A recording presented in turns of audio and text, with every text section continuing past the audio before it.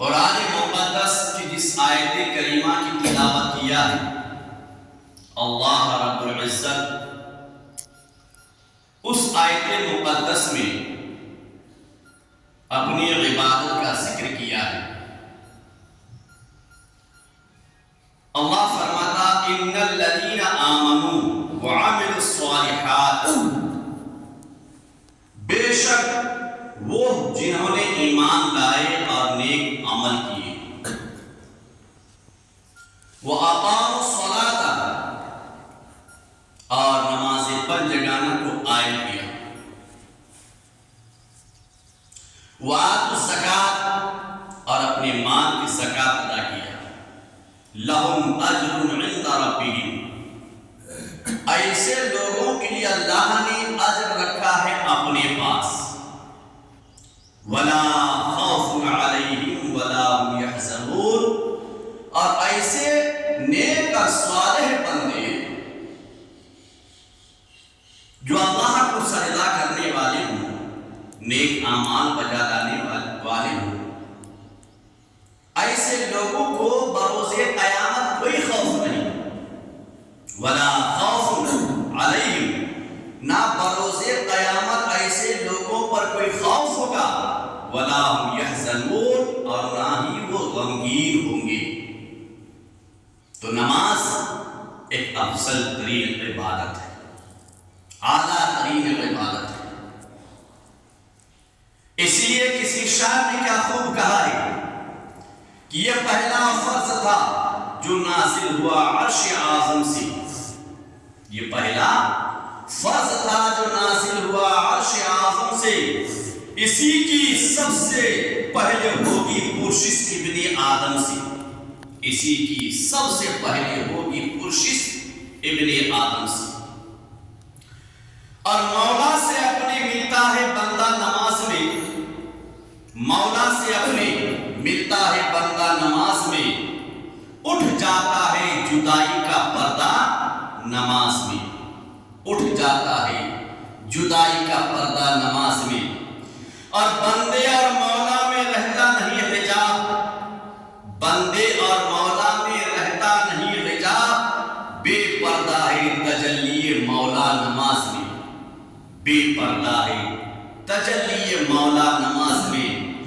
اور سر کو جھکا نماز میں،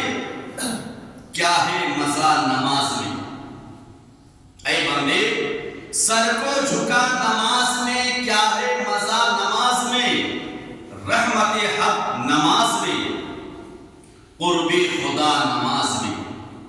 اللہ کی رحمت بھی نماز میں ملتی ہے اور اللہ کا قرب بھی ملتا ہے، وہ ہے اللہ کی عبادت، وہ ہے نماز۔ تو سر کو جھکا نماز میں، کیا ہے مزہ نماز میں، رحمت حق نماز میں، قرب خدا نماز میں۔ جب بندہ اللہ کی بارگاہ میں سر سجود ہوتا ہے تو اللہ کی رحمتوں کا اس پر نزول ہوتا ہے اور اللہ سے قریب ہو جاتا ہے، اللہ تبارک و تعالیٰ سے قریب ہو جاتا ہے۔ اور نماز کیا ہے تو شاعر لکھتا ہے، بے قراروں کے لیے لا ریب ہے وجہ قرار،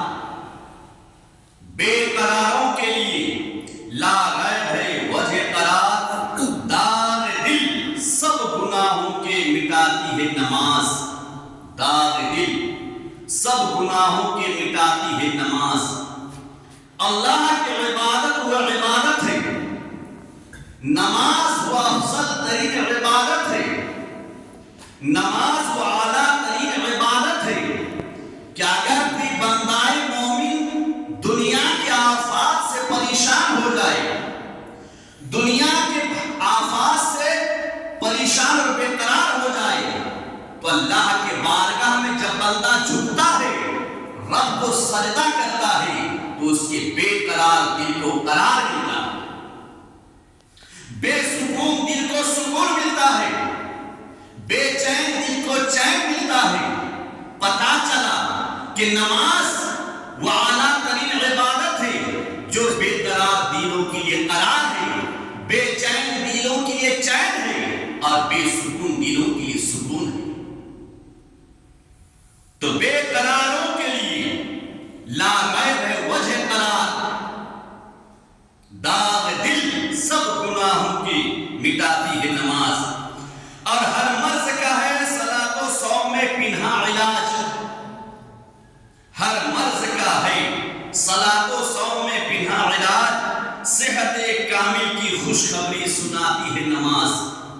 صحت کامل کی خوشخبری سناتی ہے نماز، اور نماز اظہار بندگی کا ایک اہم قرینہ ہے۔ نماز اظہار بندگی کا ایک اہم قرینہ ہے۔ نماز ایمان کی علامت، مومن کی پہچان ہے۔ نماز ایمان کی علامت اور مومن کی پہچان ہے۔ تو جو مومن ہوگا وہ بے نمازی نہیں ہوگا۔ مومن کبھی اللہ کو سجدہ کرنا نہیں چھوڑتا، مومن کبھی بے نمازی نہیں ہوتا، اور نماز پڑھنا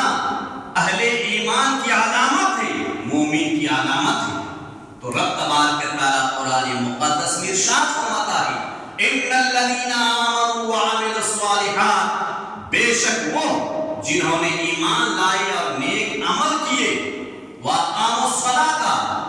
اور نمازیں پنج گانا یعنی فرض نمازوں کو قائم کیا، وآتوا الزکاۃ، اور اپنے مالوں کی زکات ادا کرتا ہے، تو لہم اجر عند ربہم، ایسے لوگوں کے لیے جو نماز کی پابندی کرے،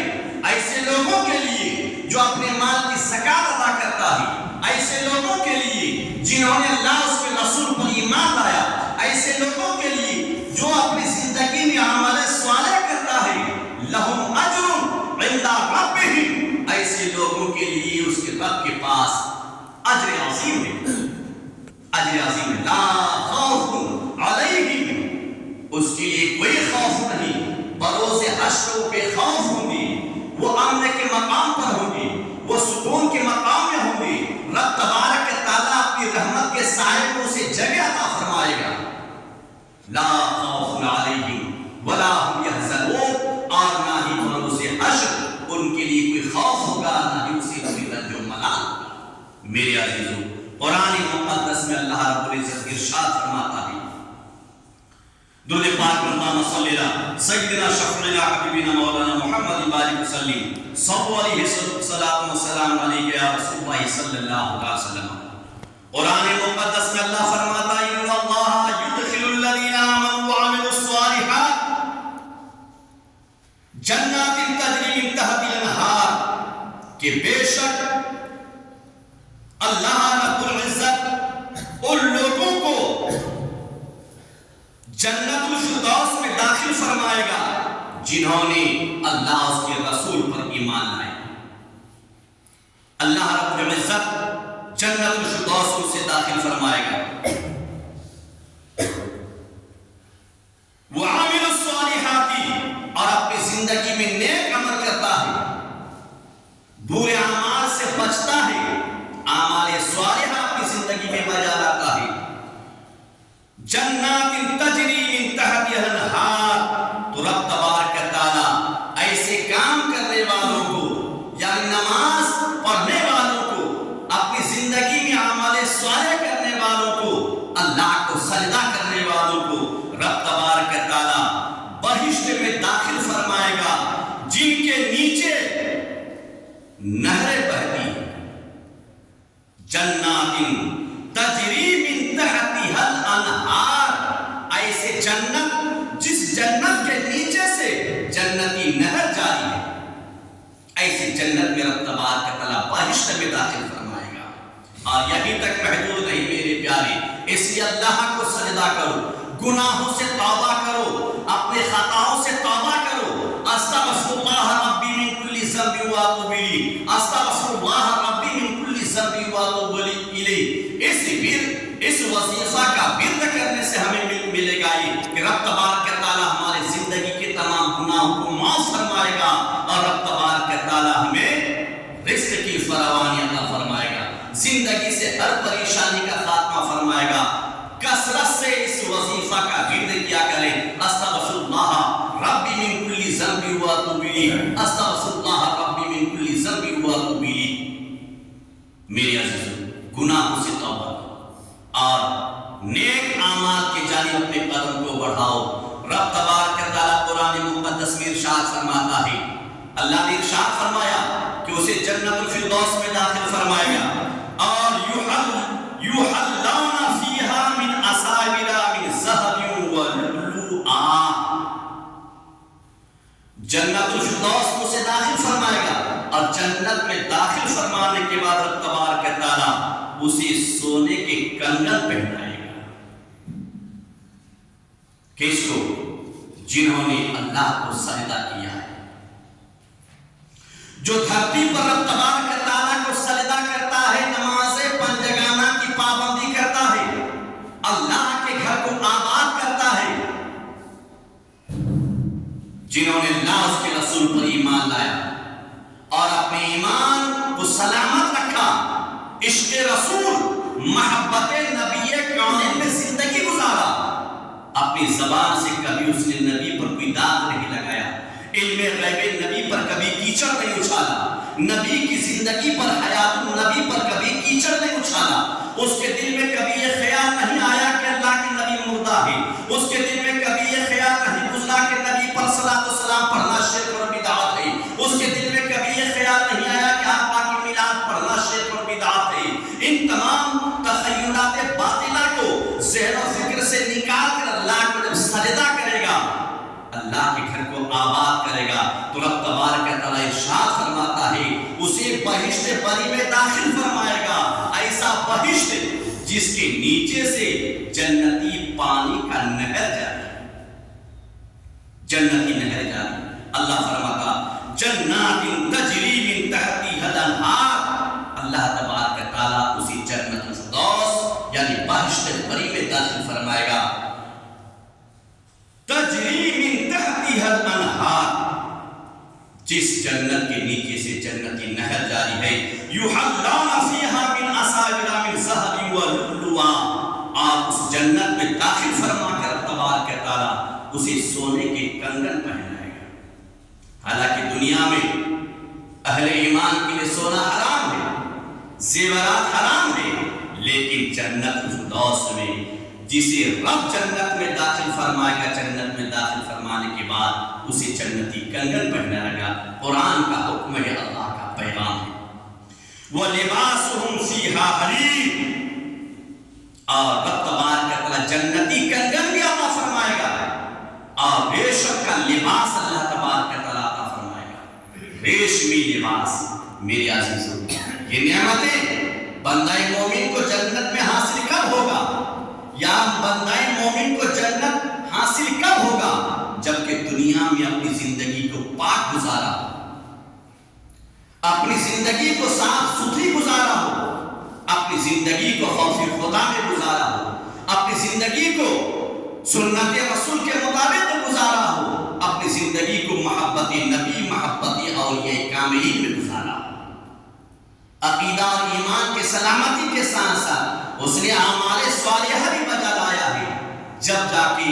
مرنے کے بعد جب اس دنیا سے جائے گا تو رب تبارک و تعالی بہشت بری میں داخل فرمائے گا، اور وہاں جنتی کنگن رب تبارک و تعالی عطا فرمائے گا، اور لباس ریشمی لباس اللہ تبارک و تعالی اسے پہنائے گا۔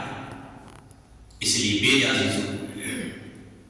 اپنے گناہوں سے توبہ کریں اور اللہ تبارک و تعالیٰ کو کثرت سے سجدہ کر کے اللہ کے گھر کو سجدوں سے آباد کریں، اپنے گھر کو بھی سجدہ گاہ بنائیں، اپنے اہل و عیال کو بھی نماز پنجگانہ کا حکم دیں، اور صاف ستھری پاک صاف زندگی گزاریے،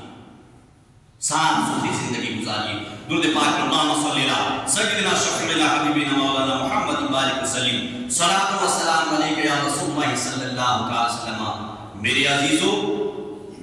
جب بندہ دنیا میں اپنی زندگی کو صاف ستھری گزارتا ہے، گناہوں سے دور ہٹ کر،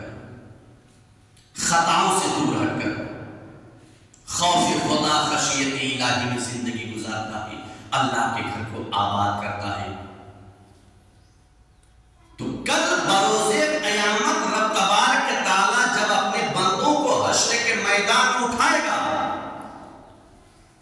تو 7 شخص ایسے ہوں گے جنہیں رب تبارک تعالیٰ اپنی رحمت کے سائے میں جگہ عطا فرمائے گا، اپنی رحمت کے سائے جگہ عطا فرمائے گا۔ کس قدر حسین نعمت ہے، کیسی عظیم الشان نعمت ہے، اور وہ بندہ مومن کس قدر خوش نصیب ہوں گے جس کو رب تبارک و تعالیٰ حشر کے میدان میں اپنی رحمت کے سائے میں جگہ عطا فرمائے گا۔ حدیث پاک میں آتا ہے عن ابی ہریرہ قال سمعت رسول اللہ صلی اللہ علیہ وسلم یقول سبعۃ یظلهم اللہ فی ظلہ یوم القیامہ لا ظل الا ظلہ۔ صحابی رسول حضرت ابو ہریرہ رضی اللہ تعالیٰ عنہ سے روایت ہے، وہ فرماتے ہیں کہ میں نے آقا کریم رؤوف الرحیم کو یہ فرماتے ہوئے سنا۔ آقا کریم نے کیا فرمایا؟ اپنے نبی کا پیغام سنو اور اللہ کے گھر میں آؤ، اللہ کے گھر میں آ کے اپنے معبود برحق کو سجدہ کرو، اپنی پیشانی کو اللہ کے گھر میں آ کر کے رگڑو تو رب تبارک و تعالیٰ زندگی میں بھلا عطا فرمائے گا۔ تو میرے آقا ارشاد فرماتے ہیں یقول سبعۃ، آقا کریم فرماتے ہیں کہ 7 شخص ایسے ہیں، ایسے ہوں گے یظلهم اللہ فی ظلہ یوم القیامہ، رب تبارک و تعالیٰ بروز قیامت اسے اپنے سائے میں جگہ عطا فرمائے گا۔ جبکہ بروز قیامت کوئی سایہ نہ ہوگا، نہ کسی پیڑ کا سایہ ہوگا، نہ کسی مکان کا سایہ ہوگا، نہ کسی دکان کا سایہ ہوگا، نہ کسی دیوار کا سایہ ہوگا، کوئی سایہ نہیں ہوگا سوائے اللہ کے رحمت کے سائے کو چھوڑ کر کوئی سایہ نہیں ہوگا۔ میرے عزیزو غور کرو،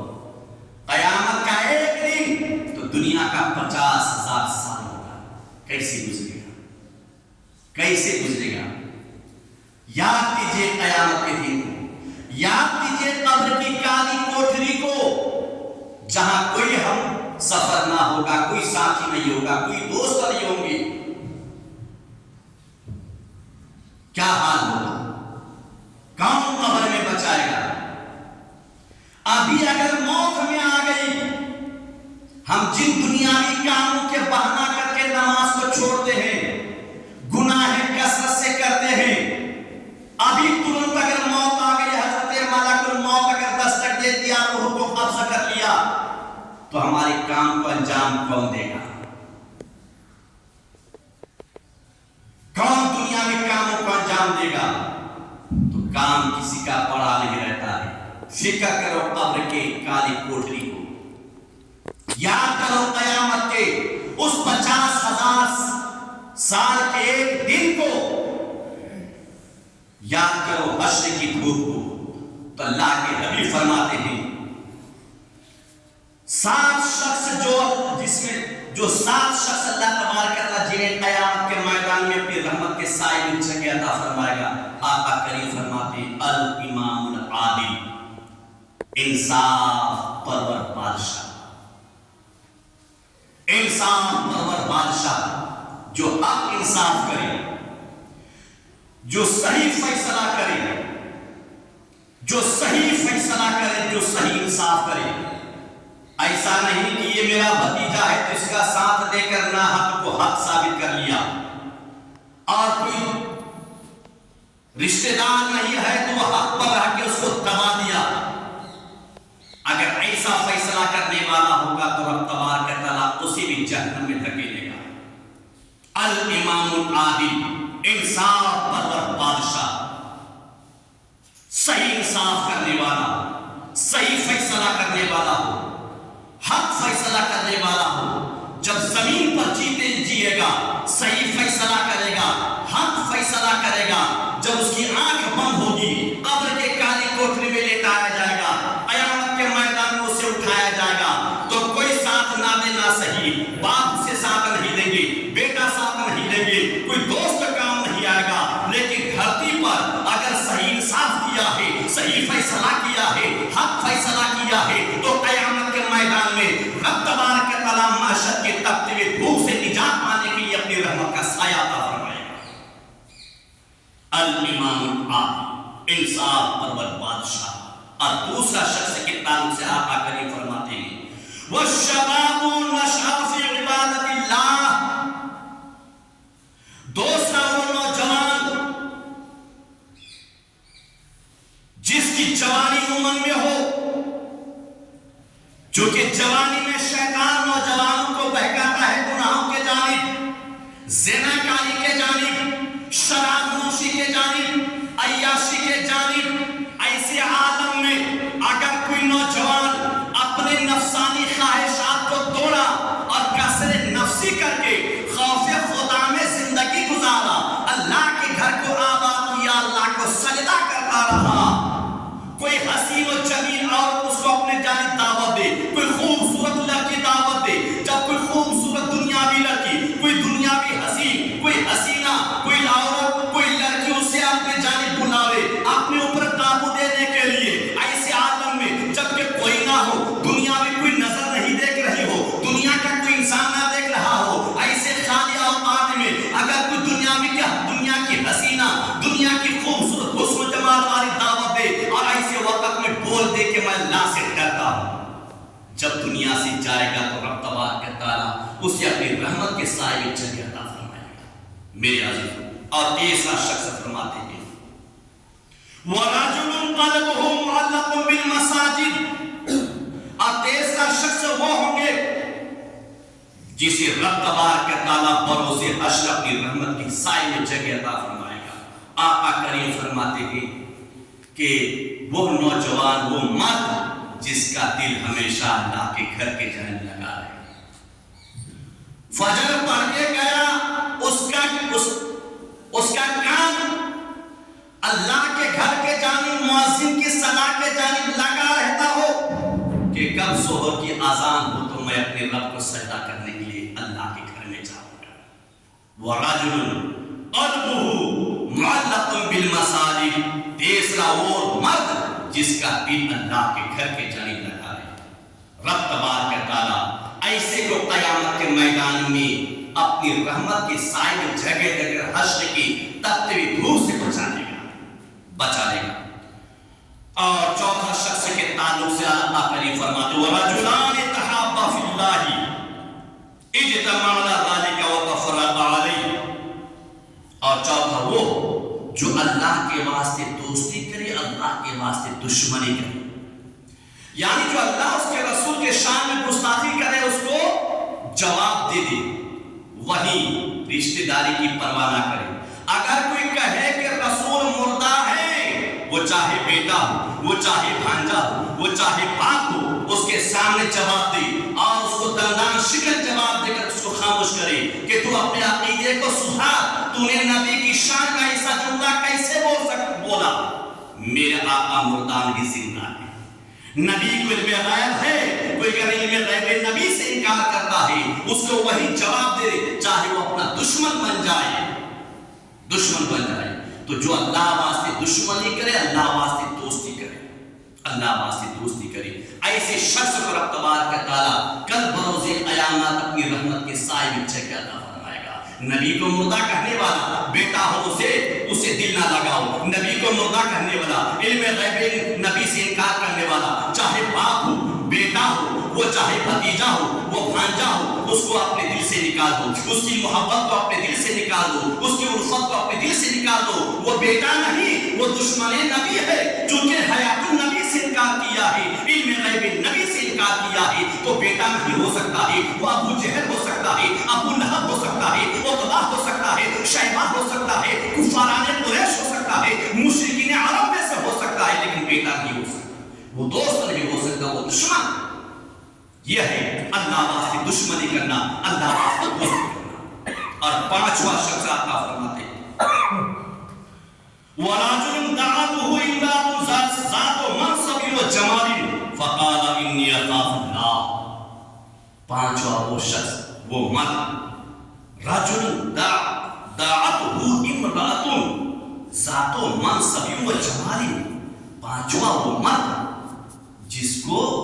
کوئی حسین و جمیل عورت اپنے جانب زنا کرنے کے لیے بلائے، اپنے اوپر قابو دے، اور ایسے وقت میں کوئی دیکھنے والا نہ ہو اور وہ کہہ دے انی اخاف اللہ، میں اللہ سے ڈرتا ہوں، تو بھی اللہ سے ڈر۔ دنیا کی کوئی نظر نہیں دیکھ رہی، صحیح ہے، لیکن یہ بتا کہ تجھے اور مجھے پیدا کرنے والا وہ خالق تو دیکھ رہا ہے، وہ خالق کائنات دیکھ رہا ہے، وہ رب کائنات دیکھ رہا ہے، جسے ماں کے شکم میں جس نے ہم کو جنم دیا، ایک قطرہ پانی سے پیدا کیا، جو دنیا کے نظام کو چلا رہا ہے، وہ رب کو دیکھ رہا ہے، ایسے وقت میں بول دے اللہ سے میں ڈرتا ہوں۔ اور چھٹا وہ شخص وَرَجُلٌ تَصَدَّقَ بِصَدَقَةٍ فَأَخْفَاهَا حَتَّى لَا تَعْلَمُ شِمَالُهُ مَا تُنْفِقُ بِيَمِينِهِ۔ چھٹا وہ شخص جو اللہ کے راہ میں صدقہ کرے، ایک ہاتھ سے دے کے دوسرے ہاتھ کو خبر نہ، شہرت کے لیے نہیں۔ گناہ کیا ہے؟ سیٹھ ہے، پورے تیزگاؤں شہر میں پرچار کر کے دے رہا ہے کہ میں نے 5,000 دیا یا 500 دیا، کیا فائدہ؟ تم نے شہرت دنیا ہی میں لے لیا، چھپی کوئی نہ جان پائے اللہ کے راہ میں تم نے کیا دیا۔ یہ چھٹا شخص ہے۔ اور ساتواں شخص کے تعلق سے آپ کریم فرماتے ہیں وَرَجُلٌ ذَكَرَ اللَّهُ خَالِيًا فَفَاضَتْ عَيْنَاهُ۔ ساتواں وہ شخص جو اللہ کا ذکر رات کے اندھیرے میں اٹھ کر کرے، اللہ کے عبادت رات کی تاریکی میں اٹھ کر ایک کونے میں جا کر اللہ کو یاد کرے، خوف خدا میں آنسو بہائے، ایسا شخص ہے دنیا سے جائے گا قیامت کے میدان میں۔ جب اللہ تبارک تعالیٰ سورج کو پہلے آسمان میں کر دے گا تو تپتی ہوئی دھوپ سے بچنے کے اللہ اس کو اپنی رحمت کے سائے میں جگہ عطا فرمائے گا۔ میرے عزیزو، اس لیے اللہ سے ڈرو اور گناہوں سے توبہ کرو، کثرت سے اللہ کو سجدہ کرنے والا بنو اور کثرت سے رب کے بارگاہ میں اللہ کے گھر میں تعاون کرو، نماز کی دعوت ملاؤ، نماز کی دعوت کو عام کرو، گناہ گاروں کو گناہوں سے کھینچ کر اللہ کے گھر کی جانب لاؤ، اپنے بچوں کو تعلیم قرآن سے آشنا کراؤ، قرآن کی تعلیم دو، دینی دنیاوی تعلیم کے ساتھ ساتھ مذہبی تعلیم سے اسے آشنا کرو کہ رب تبارک تعالیٰ کے پیارے حبیب فرماتے ہیں جب کوئی نیک بچہ زمین پر کوئی چلے گا تو ماں باپ کے لیے صدقہ جاریہ ہے۔ یہ قصے لطیف ابھی نہ تمام ہے، جو کچھ بیان ہوا وہاں آزی بادتان رہی غنچہ تو پھر کھلے گی، زندگی بچ کے رہے تو پھر ملے گی، خوب کی سیر چمن پھول چنی شاد رہے، بات با جاتا ہوں میں گلشن تیرا آباد رہی، آباد رہی، آباد